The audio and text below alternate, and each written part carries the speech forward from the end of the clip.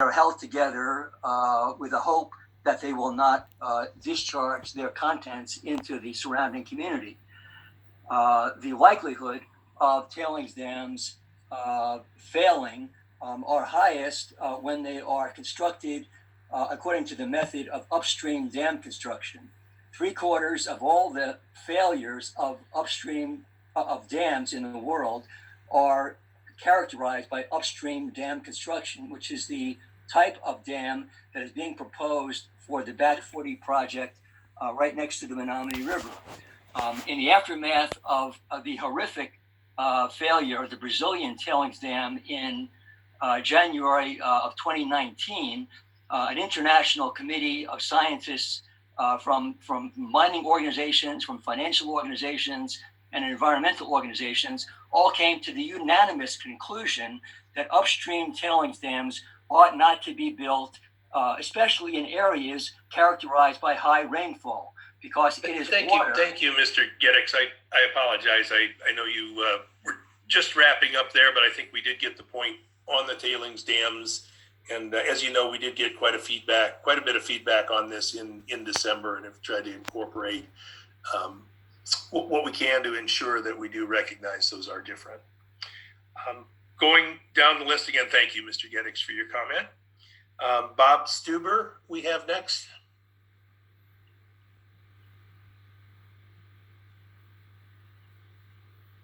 Oh, Bob, I think you're muted there. Got it. Thank you. My name is Bob Stuber, and I'm the Executive Director of the Michigan Hydro Relicensing Coalition. The coalition's member organizations are Anglers of the Au Sable, Great Lakes Council of Fly Fishers International, Michigan United Conservation Clubs, and the Michigan Council of Trout Unlimited.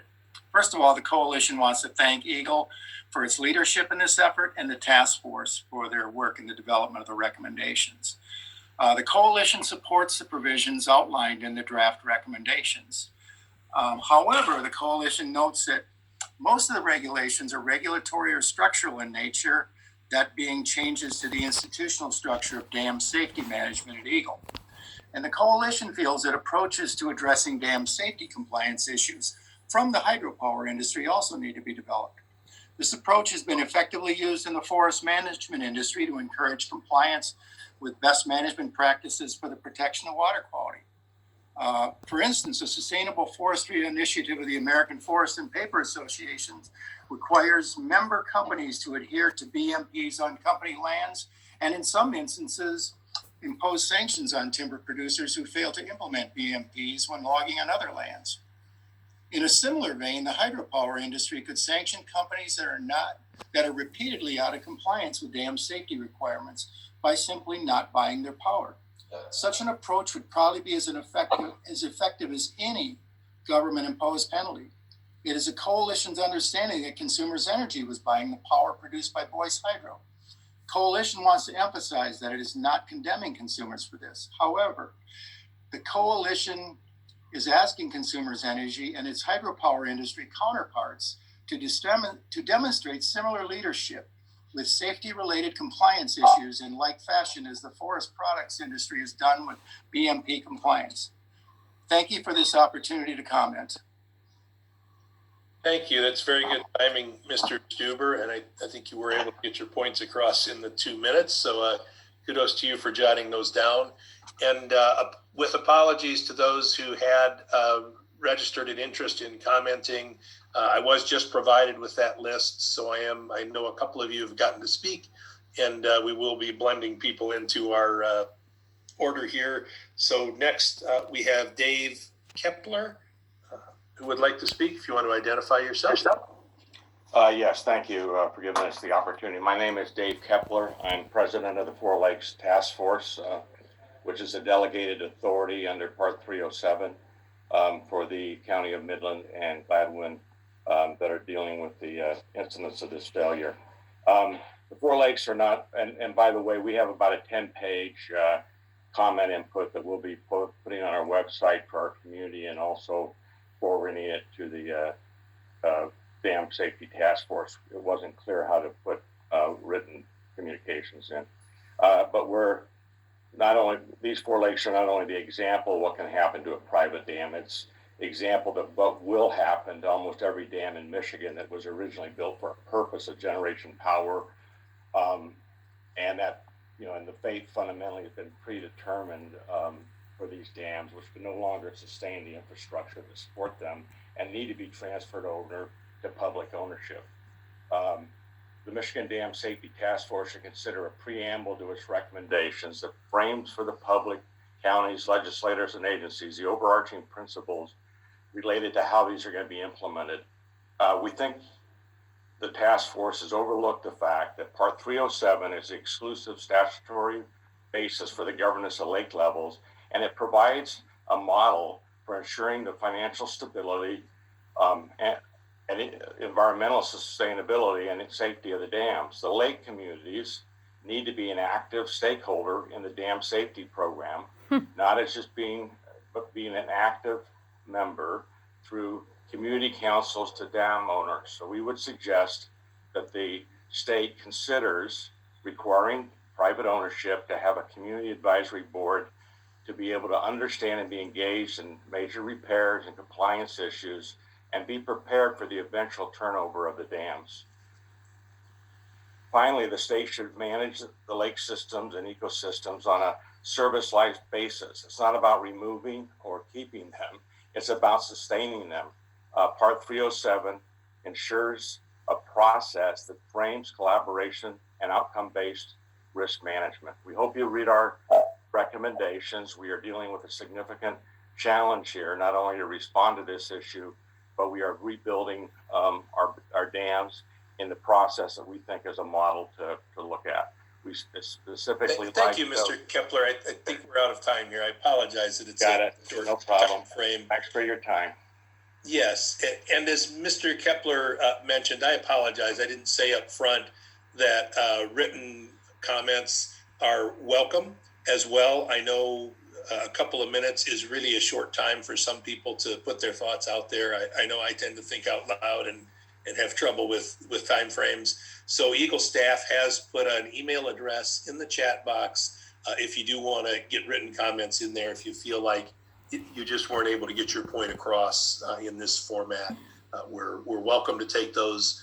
Love to see those this week. If you do have written comments, again, just so the team working on the report can capture all of those for purposes of the final draft of the report that this task force is going to be seeing soon.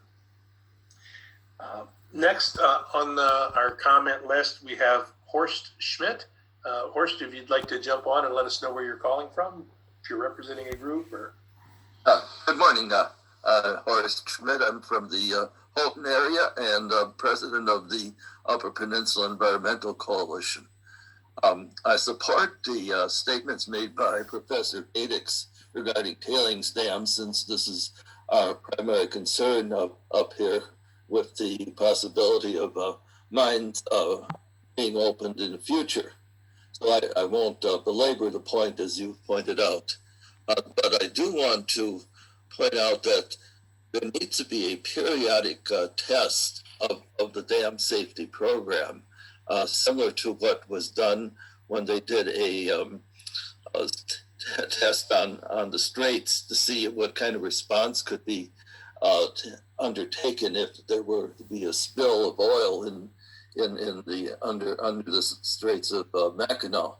So I think that is important, because I think the failure of the system of inspecting dams in Michigan is a reflection of the fact that the system was not robust enough to be able to respond, and it's an important issue to keep in mind that it's not only the regulators that have to be reminded, but also legislators on a regular basis that there is no such thing as a free lunch for dam safety. And then I've seen that most of our dams that have been built are about 100 years old. So I'm amazed that we don't have more of them failing. So thank you very much for your time.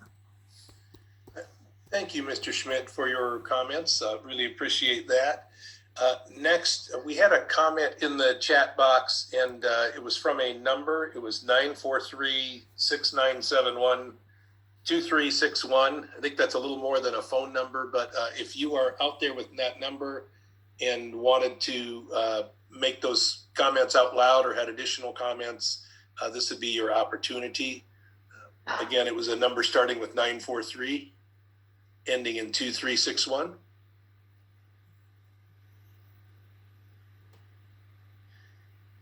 If not, I'll just go ahead and comment. What I see in the chat box is this commenter has indicated that they would like to see authority and accountability tied together and is concerned about the liability comments that are in the recommendations as far as holding the state of Michigan and employees harmless from dam failures is basically the comments, and is seeking more accountability in our recommendations.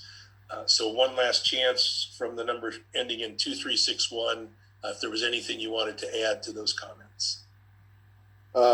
This is Gary Hardy, and I was the one who submitted that comment. Oh, okay, great. And Gary, you're on the list too, so go ahead and take your couple of minutes here. Well, I believe you summarized it well. In two places in the recommendations, in section 2 and in section 3, it does refer to the state of Michigan and its employees being immune from liability. I believe the tragedies of the Edenville and Sanford dam failures have taught us that those in authority must be held accountable. The failures of these two dams resulted from a lack of accountability by FERC, by the state of Michigan, and by the dam owner. I do not believe in authority without accountability, and we should not perpetuate that performance by a lack of accountability moving forward. And that's all I have. Great. Thank you for clarifying that and also for clarifying where the comments came from. I appreciate it, Mr. Hardy. Next on our list, we have Joe Sawyer. Joe, if you'd like to identify yourself and let us know where you're calling in from.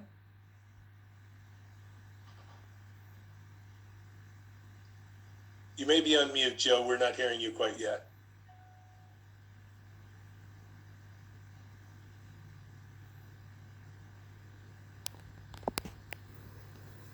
Give it another moment or two.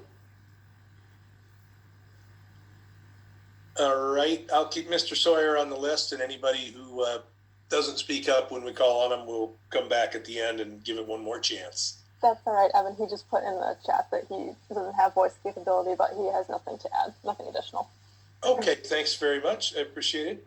Thank you, Mr. Sawyer, for tuning in. Thank you, everyone else, for tuning in. Try to continue through the list. Again, feel free to raise your hand or note in the chat box if you would like to make a comment.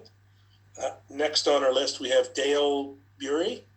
Dale, if you'd like to tune in, let us know where you're coming from. Yes, good morning. My name is Dale Bury. I serve as president of the Coalition to Save the Menominee River. And I, too, would like to echo the response from Dr. Geddix. You had a question yesterday, and I said that would be a good question. Do you want to ask that question here? The Upper Peninsula, bordering Menominee County and Marinette County, Wisconsin. I remember what it was. The threat of this Kepler Resources sulfide mine on the Menominee River, this is the and EGLE. the upstream method tailings dam is you were standing right there and you were talking. Is a detriment to everybody who lives in this area. We have approximately 5,000 supporters within our environmental groups, and they're taxpayers, they are property owners, they live here. And this is a threat to them. We have 8 counties in Wisconsin and Menominee County, Michigan itself, where the mine is to be proposed located. They have passed ordinances, or resolutions rather, to stand in opposition to this travesty. Let's learn from our history. There's never been a successful sulfide mine that has not contaminated or polluted the waters and the environment. The mouth of the Menominee River is the source of municipal water supplies for Menominee, Michigan, and Marinette, Wisconsin. and that would affect over 28,000 people. The tourism alone in Marinette County in 2019 was well over $120 million. I cannot get a figure from Michigan. I don't know who even tracks that in Michigan, but the tourism dollars is sustainable, and this mine is not. Let's stick with what we have. Thank you. Thank you for your comments, Mr. Beery. Appreciate it. Next, we have Gary Lietzow. Gary, if you're on.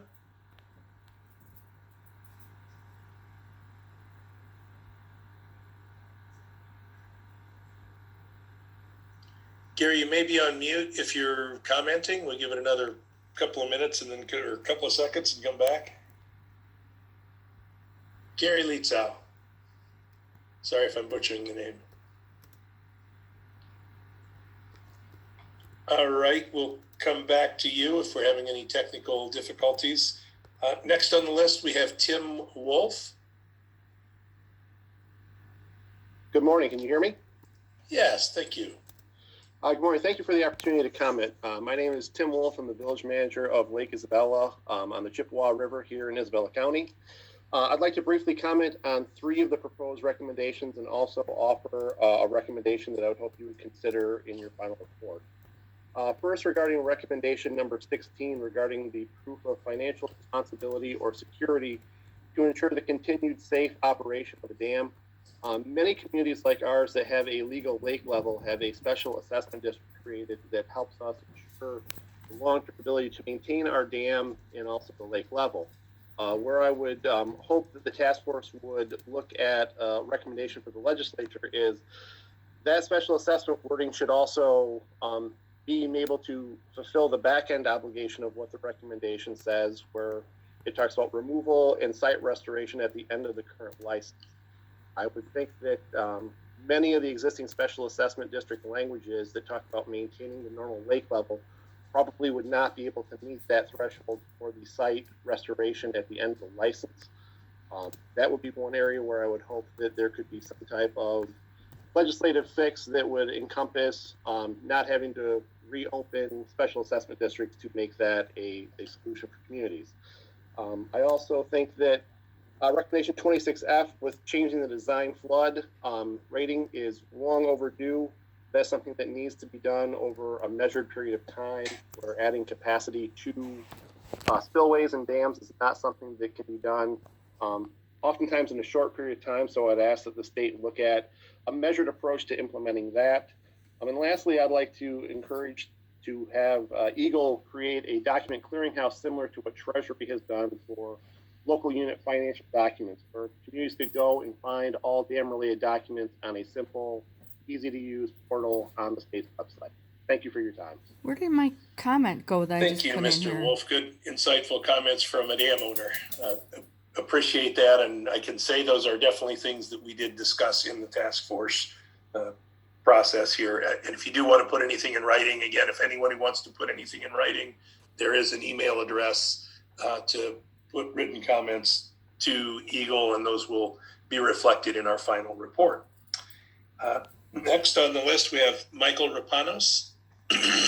Michael, if you're out there, if you'd like to identify yourself and let us know where you're calling from and what you'd like to say.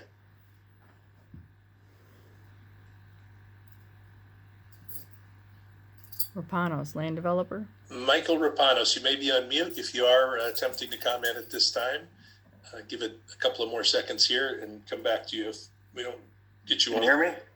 There he is. Good morning. My name is Michael Rapanos, Midland, Michigan. My concern would be with items 30 and 31 of your recommendations, where you have initiate the ability to have an emergency order to abstain from any court order. And my concern is this last incident already went through the government and went in front of a judge, and it still didn't get handled properly. How could you be assured that human catastrophe doesn't hold more weight than maybe an animal or a species like the mussel? And I know the intention's great, but here's an example where it actually didn't happen. And like I said, it progressed all the way up to a judge, and nobody found the damage, the catastrophe outweighed the mussels' survival, and that concerns me. I hope they put more weight on that and determine what's more important, a failure of a dam versus a species, and I